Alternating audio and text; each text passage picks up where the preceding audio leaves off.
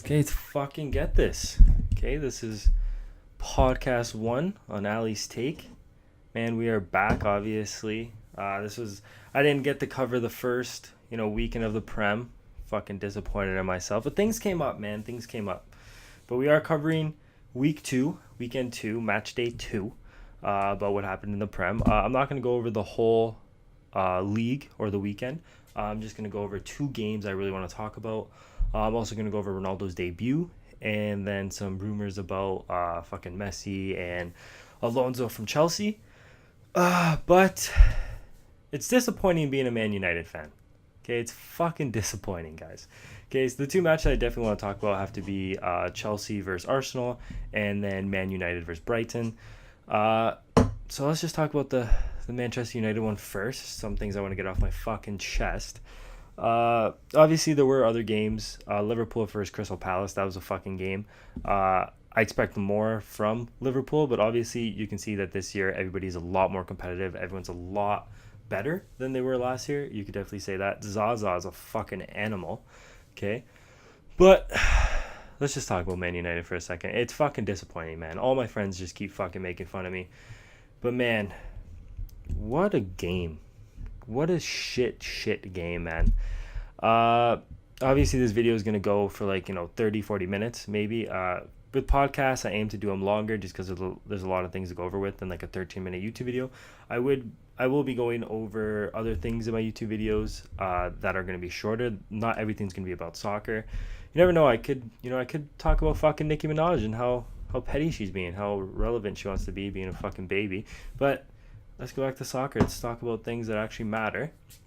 So the game against Brighton is just fucking awful. I just want to say that I think Ashley Young was probably the worst player on the field, like just god awful.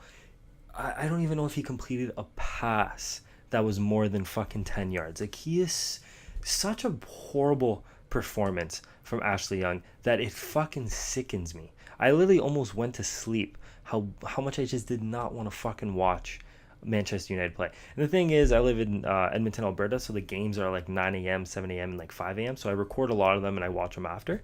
But fuck, dude, I literally almost went back to bed watching Manchester United because how fucking awful they were playing, okay?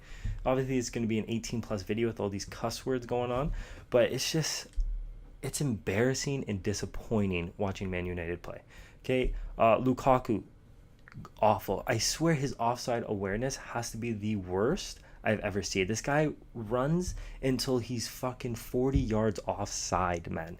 It's crazy. Okay, Pogba, I can see why Pogba is very frustrated. He played all right.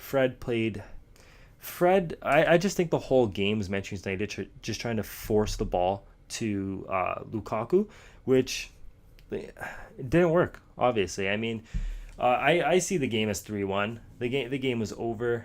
The penalty. I really wish Pogba missed that penalty, not for Man United's sake, but for fantasy drafts' sake for my Prem team.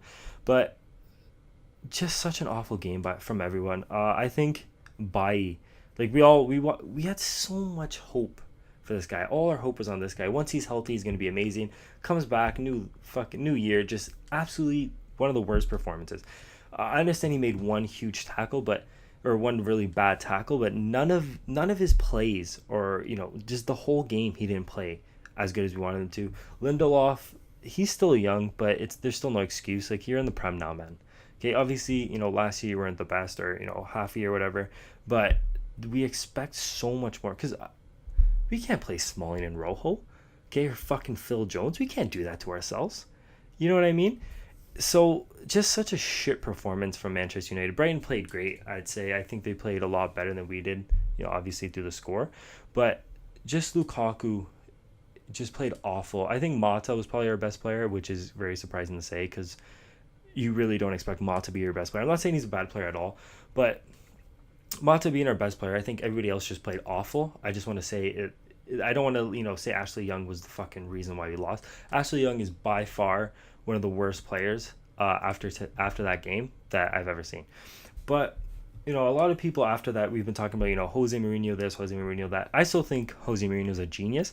I obviously think that he needs to just talk a lot better about his team and just boost their confidence. Obviously, like I hate Man City, but the way Pep deals with his players, the way he gets their back, the way he sees his team, not only is their tactics amazing, but he sees his team and says, "This is what I have, and this is what I'm going to do."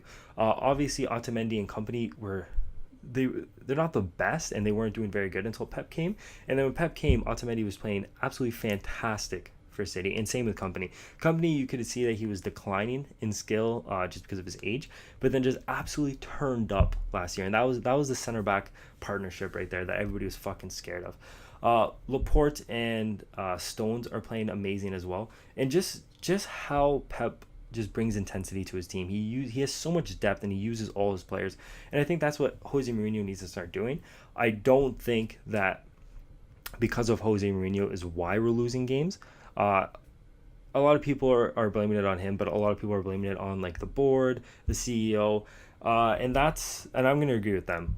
He said it a lot as well in a lot of his interviews, talking about how they don't listen to him, or they kind of did the same thing that Arsenal did with Wenger, where they didn't let him spend the money that he needed to get the players that he needed. And it's so true. And the thing about the Prem, where I say it a lot, I don't know if I said it in any of my videos yet, but when you're in the Prem, you have to spend a lot of money because how competitive it is. If you don't do good for a season and a half, you're fucking sacked. We've seen it with Chelsea, we've seen it with Leicester, winning the league, and then not even half a year later they sack the manager. I'm not very good with names, obviously, as you can see, but that's just how the Prem is. If you don't start doing good, people need sales, people need shirt sales, people need tickets. So, and that's the really shit part about the Prem, is that if you're not doing good right off the bat, or the CEO, the board doesn't like you, you're fucking sacked. So that's why you're gonna see Pep, when he came in, spending so much money that he did, and then winning the league. And obviously he has a secure spot with Man City now. I don't think he's gonna get sacked anytime soon, but you never know, right? You never know how well Man City is gonna do in the next 2-3 years. But that's what I think the problem is with Man United right now, is they're not working with Jose Mourinho, and it's showing. So, it's just tragic being a fucking Man United fan, because what are you going to say, right? We have arguably some of the best players in the world on our team. And then after that game against Brighton, what? Just fucking awful, man. Just awful. Okay, I honestly, I'd rather be an Arsenal fan. Okay, I know that Arsenal lost their game, and that's what I want to talk about, but like, the way Arsenal played against Chelsea, I obviously there's some things to work on. Chelsea wasn't playing the best either, but even Socrates came out and said that Arsenal was over him, which I think is very true. But I don't think he was talking about himself. I think Mustafi and Bellerin are just not going to cut it defensively, and I think that's going to be a huge problem. I think Monreal. I didn't used to think that Monreal was good until I really started watching soccer, and I think Monreal is. I wouldn't say he's fantastic, but I trust Socrates and Monreal more than I would trust Mustafi and Bellerin. I don't think Bellerin is good defensively, and I don't think he ever was good defensively. He's just fast, and Arsenal have made a career off just fast players. Theo Walcott wasn't the best player, and then Wenger, made him who he was. Chamberlain, wasn't one of the best players, but also just very fast. A lot of players just making career off just being fast, and that's what Bellerin is, because he's not very good defensively. He's all right on the attack. I think he would be a wing back, but not a right back. But they played amazing. The 19-year-old Gunduzi, I think that's how you say his name. He's fantastic. I think he could guard or mark any fucking player in the Prem besides one or two. Okay, I think he can guard Hazard. I don't think he can guard him very well, or not very well, but for that long. I think Hazard is probably the best player in the Premier League, but we'll go over that in a sec. Guendouzi is just amazing. I think he can really cover and mark a lot of the players in the league. Alex Torreira, for I guess like starting. I don't know if he started actually. I missed like the first 5 minutes. Had to wake up for that shit. But Alex Torreira played all right. I'm pretty sure he started. So I think he played all right. Iwobi, I wanted Arsenal to start off in a 4-4-2 with actually starting Aubameyang and Lacazette. Because, man, Aubameyang, I've never thought Aubameyang was a world-class striker. But like I was saying, Alex Ferreira, he played I want to say fantastic. I'm not going to be one of those guys, he played fantastic. He played all right. Okay, I'm not going to give him a lot of praise, but he played all right. Iwobi, being the young player he is, has so much fucking potential as well. Just such a dangerous player, and I think they should have started with Iwobi against Man City, and I think they would have played a lot better, or the game would have turned out a lot better in their favor if they started Iwobi with two midfielders and a left mid and right mid.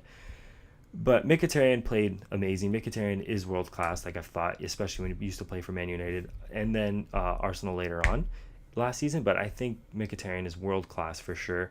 Aubameyang probably had one of the worst performances I've ever seen, missing two fucking straight up sitters.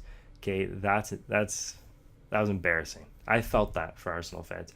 And I think if they play like this, or they start even getting better, Arsenal as a team, that they'll be able to take on, maybe not beat, but definitely have some draws against some of the best teams like Liverpool, City. If they play like that against Man United, I think they're gonna just fucking destroy Man United. Okay, we need to get our shit together as a team, and I think Arsenal is one step ahead of us. Obviously with their performance, I will give them a lot of praise. But for Chelsea, I don't understand what Sarri's doing. I mean, Chelsea's playing fantastic. Barkley is playing very good, but the thing, I like to watch a lot of like not ESPN. I hate ESPN, but a lot of people drop podcasts, stuff like that, so I can get my own opinion on what's going on in the world of soccer.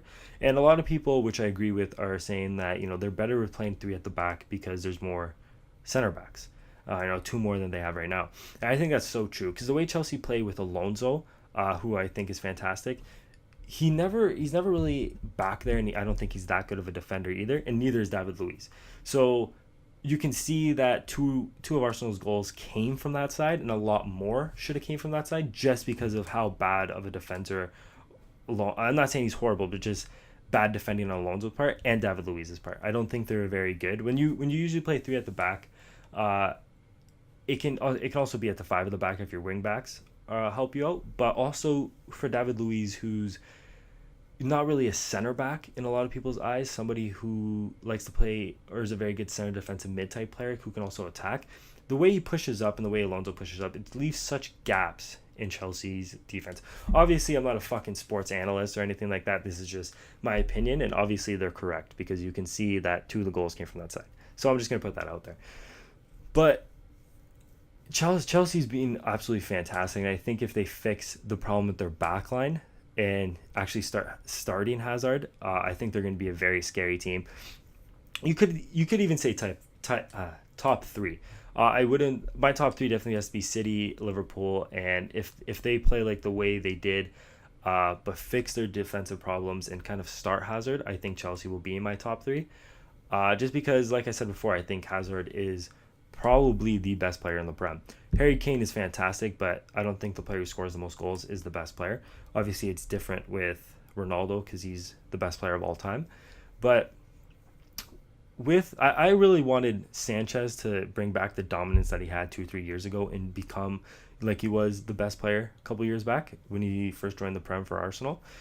But I think Hazard, hands down, the last couple of years has been the best player that the Prem has to offer. Like, he's fantastic. Every single time he comes off, for 2 games in a row, he had an assist, and he just changes the way that Chelsea play. He brings such a good attacking ability that he's just so hard to mark, and you can't leave this guy alone for a second, because right when he gets open or right when he gets the ball, something's going to happen, and it's not going to go well for the team that Chelsea's opposing, just because of how good he is. And I think he is a game changer, and there's not a lot of players in the Prem who are a game changer.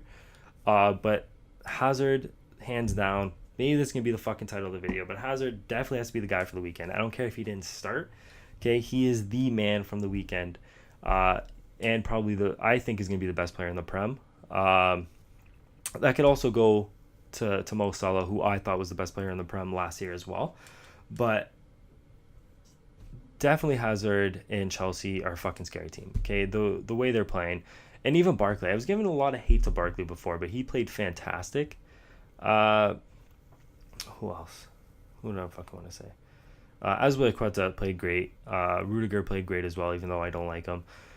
Murata is probably one of the best one-on-one players I've ever seen. He can probably go toe-to-toe with any defender one-on-one, but most of the time he's just garbage. He doesn't put himself in one-on-one situations, is why I don't think he's class. But when he is, okay, he's pretty fucking scary, as we've seen, right? But to move on from that, I think that my conclusion at the end of this weekend and the weekend before that I couldn't put out a video for is that the Prem is getting so much more competitive and so much better to watch. Like, teams are getting a lot scarier. Everton, who's fantastic class, some of the players are just fucking nasty. Colin Wilson, probably, I don't want to say in the race for the Golden Boot because it's obviously only been two weekends, 2 match days, but man, Wilson is turning it the fuck up, man. And same with Zaha. Zaha is a fucking animal, like I said before. But you know what? If we leave the Prem for a second and we talk about Ronaldo's debut, okay, these are some things I want to say about Ronaldo. I'm also gonna talk about some of these Messi rumors going on. But conclusion: Premier League, the best league to fucking watch. I don't care what anybody says. Some of the best teams in the world in the Prem. You gotta love it, man. And conclusion: it's disappointing being a fucking Man United fan. But if we go over and talk about Ronaldo's debut, I didn't watch a lot of it. I did switch back and forth. I was actually mostly just watching the Arsenal game.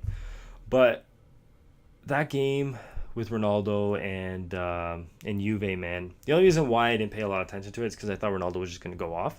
And my friend who was talking to me telling me it was like one of the craziest games because he's my editor, Nick Siri, best Fortnite player in all of Canada.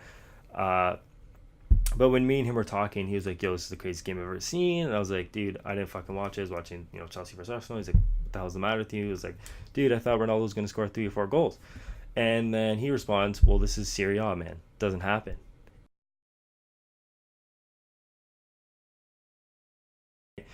I still think Ronaldo is going to absolutely just destroy the league. I think he will start scoring 3 or 4 goals.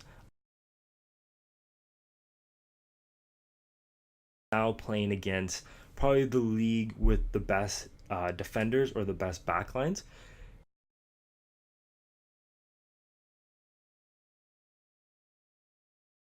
Man City versus Huddersfield or whatever. You don't see that every week like you do in the Prem. And you also don't see these high scoring games like 3-2, 4-4 stuff. That's where Ronaldo's gonna have a really hard time because he usually plays in when he usually played in La Liga, he wasn't playing against just straight up awful.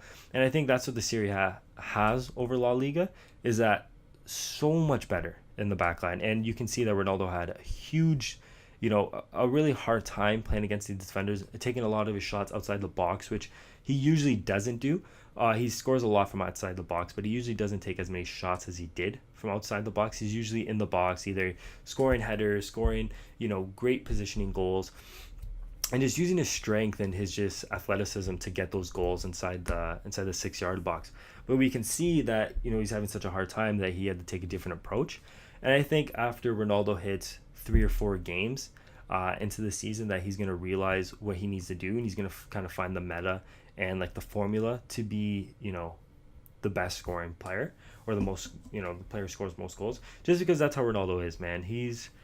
And that's why I admire him so much as a player. His just athleticism, his competitive nature, it just makes him head and shoulders over anybody. You want to say fucking Messi, man, go ahead. Messi fucking sucks. Okay, you're telling me that some guy who wants to retire from his international team, okay, is better? He wants to retire from his international team because of how shit they are? You're telling me that he's better than Ronaldo? Man, I don't know if you guys read that. ESPN dropped it. Like I said, I don't like watching ESPN, but when it comes to soccer, I don't like watching ESPN. But when they talk about other sports, I definitely like to read up on them. So when I got the notification about Messi wanting to retire or from international soccer because of the fucking team that they picked, man, Messi has to be the biggest crybaby ever. Okay, I do rate him as the second best player of all time. If you guys want to fucking debate about that, go ahead. I don't care. But Ronaldo is the fact that Ronaldo can bring his national team to get trophies like the Euro Cup, and just such a leader for his national team instead of being a little big baby like fucking Messi is, man, that just shows you how much better, like head and shoulders, how much better Ronaldo is. Not only is a great player who scores amazing goals, just amazing performances, game in, game out, but he's also a leader to not only his club but his fucking country. Okay, and Messi's just a crybaby, man.